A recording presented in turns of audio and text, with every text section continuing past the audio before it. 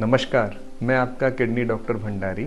आज हम बात करेंगे कि यूरिन में झाग आने पर हम क्या करें। देखिए, हर किसी को यूरिन में कभी न कभी झाग आया होता है, तो उसको बहुत चिंता होती है कि भाई ये झाग हमारे को क्यों आ रहा है, क्या प्रोटीन लीक कर रहा है या किडनी की कोई बीमारी हो गई है या सब कुछ नॉर्मल है।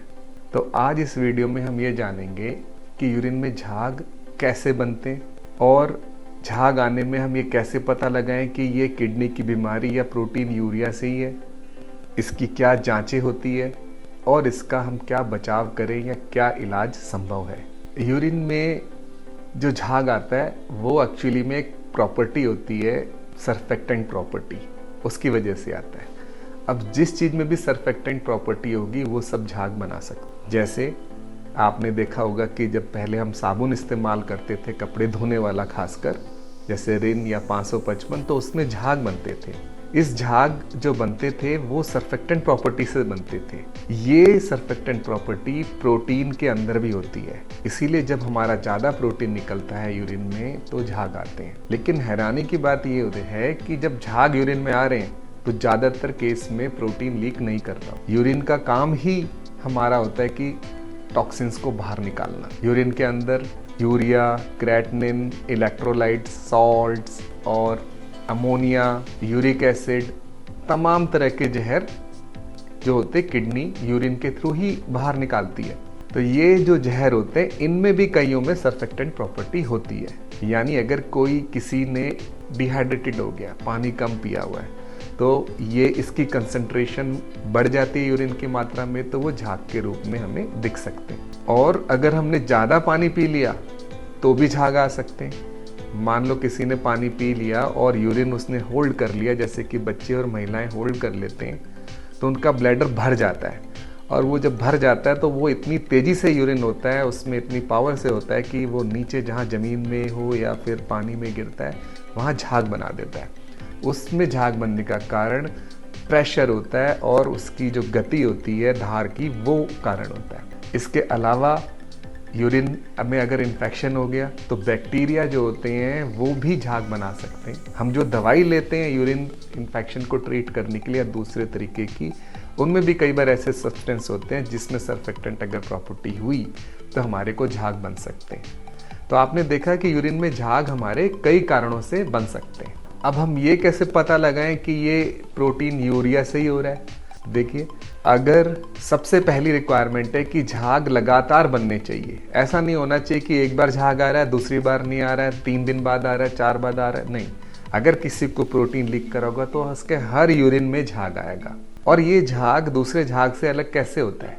ये जो नॉर्मली यूरिन में झाग बनते हैं बिना बीमारी के, वो ट्रांसपेरेंट होते हैं। यानी कि जो अगर आप उसको देखोगे वो आर पार दिखते हैं उसके, और फ्लश करते ही गायब हो जाते हैं।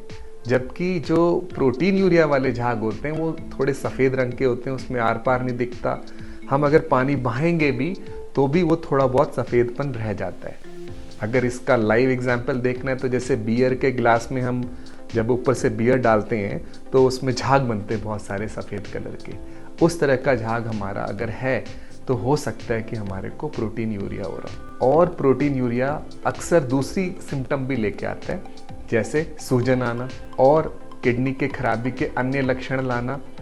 इन जो अन्य लक्षण हैं ये मैंने डिस्कस पहले भी किया हुआ है कि किडनी की अलग अलग स्टेज में क्या क्या सिम्टम होते हैं। ये इसका लिंक हम डिस्क्रिप्शन में दे देंगे, उसका वीडियो देखिएगा, symptoms in different stages of chronic kidney disease, वो आप देख सकते हैं डिटेल में देखना चाहें तो। इसके अलावा किसी को अगर यूरिन में झाग आ रहा है और उसको शुगर है या ब्लड प्रेशर है तो उसको भी ज़रूर जांच करा लेनी चाहिए कि ये जांच में कहीं प्रोटीन लीक तो नहीं कर रहा है। तो अगर किसी का प्रोटीन लीक कर रहा है तो जांच क्या होती है? जांच होती है 24 घंटे में यूरिन में प्रोटीन की मात्रा देखना। नॉर्मली हमारा जो यूरिन में प्रोटीन होता है वो 150 मिलीग्राम से कम होता है।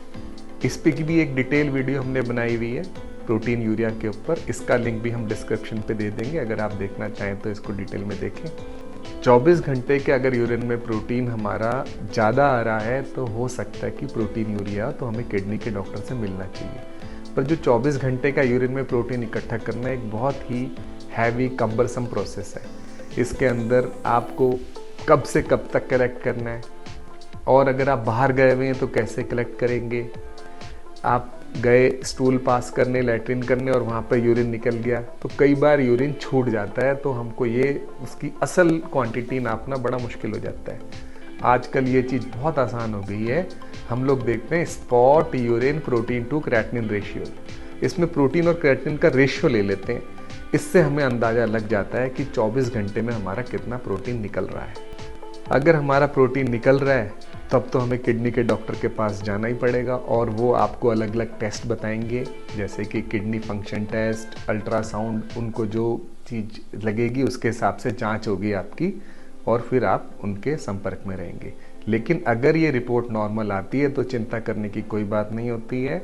इसका मतलब झाग आने का कारण दूसरा है, प्रोटीन लीकेज नहीं है। अगर हमारा प्रोटीन निकल भी रहा है तो अगर हमने इसको कंट्रोल कर लिया तो किडनी की बीमारी आगे नहीं बढ़ती। प्रोटीन निकलना से किडनी के अंदर ट्यूब्यूल में डैमेज होता है और किडनी जल्दी खराब होती है, तो प्रोटीन रोकना बहुत ज़रूरी होता है। इसीलिए जिनका प्रोटीन यूरिया बहुत ज़्यादा होता है, यानी 10 ग्राम 10,000 मिलीग्राम से ज़्यादा है, उसको हम मैलिग्नेंट प्रोटीन यूरिया कहते हैं। वो तेज़ी से किडनी खराब कर देता है, तो हमें इस प्रोटीन यूरिया को कंट्रोल करना होता है।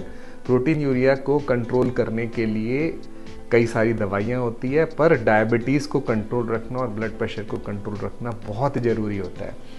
अगर हमारा शुगर कंट्रोल रहेगा और बीपी कंट्रोल रहेगा तो प्रोटीन यूरिया धीरे धीरे करके कंट्रोल हो जाता है। यदि किसी का प्रोटीन बॉर्डरलाइन है, मान लो 150 की जगह 200-300 है, तो उसको वो परहेज के द्वारा भी थोड़ा बहुत कंट्रोल किया जा सकता है। परहेज के अंदर क्या है, सबसे पहले तो मोटापा कंट्रोल करना है और हेल्दी लाइफस्टाइल लेनी है। हेल्दी लाइफस्टाइल में हमें हाइड्रेशन अच्छा रखना है। अगर किसी को किडनी की बीमारी नहीं है तो उससे कम 6 गिलास पानी रोज पीने। स्मोकिंग करते हैं तो टबैको ना स्मोक करना है, ना च्यू करना, उसको छोड़ना है। अल्कोहल नहीं लेना है और नमक कम करना है। नमक अगर हम लेते हैं ज़्यादा तो नमक की वजह से प्रोटीन भी लीक करता है, ये देखा गया। तो अगर हम अपनी लाइफस्टाइल मॉडिफिकेशन करते हैं और अगर हमें कोई तकलीफ़ है, शुगर और बीपी को कंट्रोल करते हैं, तो हमारा प्रोटीन यूरिया कंट्रोल हो सकता है। तो अगर हम इसको संक्षेप में समझें तो यूरिन में झाग आने का कारण हमेशा प्रोटीन यूरिया नहीं होता है। प्रोटीन लीकेज के जो झाग होते हैं वो अलग तरीके के होते हैं और हमेशा वो किसी न किसी किडनी के बीमारी के सिम्टम के साथ भी जुड़े होते हैं। अगर हमारे को जांच में प्रोटीन यूरिया नहीं आ रहा है तो झाग आने की चिंता हमें छोड़ देनी चाहिए, और अगर प्रोटीन आ रहा है और अगर बॉर्डर लाइन है तो उसको हम अपने लाइफस्टाइल मॉडिफिकेशन से ठीक कर सकते हैं। अगर प्रोटीन यूरिया हमारा ज़्यादा है तो हमारे को किडनी डॉक्टर के पास जाना चाहिए और उसका उचित इलाज लेना चाहिए। प्रोटीन यूरिया को कंट्रोल करने से किडनी की बीमारी भी कंट्रोल हो जाती है। धन्यवाद।